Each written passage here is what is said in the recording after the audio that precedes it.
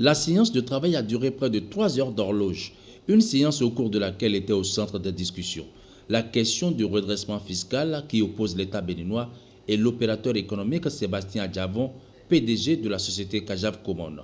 On s'achemine donc vers le dénouement de cette crise. D'autres rencontres sont prévues pour aplanir complètement les divergences.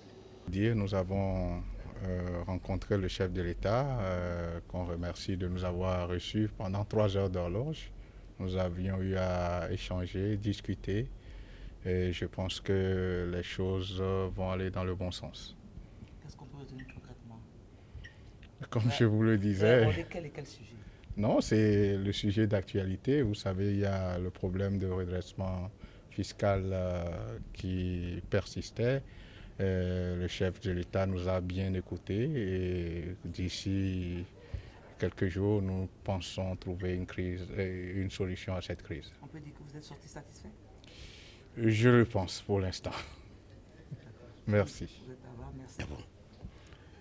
Vraiment, c'est l'occasion pour moi de remercier très sincèrement le président Boni en sa qualité de chef de l'État, mais également en sa qualité de président de l'Union africaine.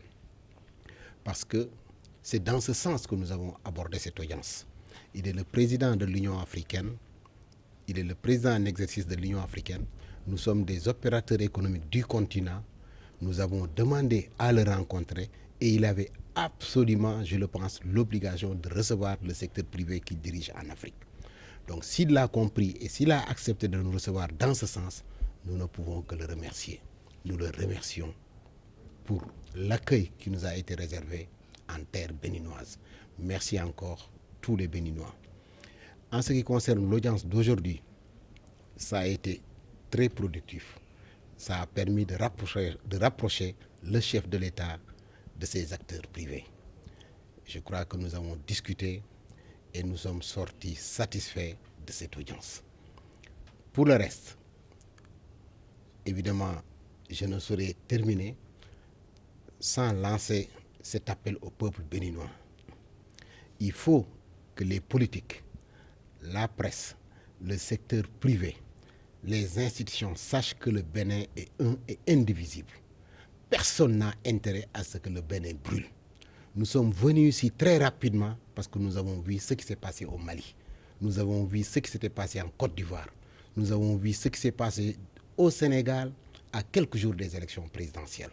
C'est en cela que nous sommes venus très rapidement discuter avec le secteur privé, voir le chef de l'État qui nous a écoutés et le secteur privé également qui a été disponible, qui nous a écoutés, qui a accepté aussi d'accéder à notre demande de venir rencontrer le chef de l'État.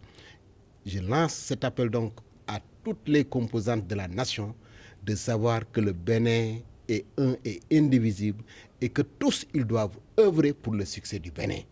Parce que le succès du Bénin, c'est le succès de l'Afrique.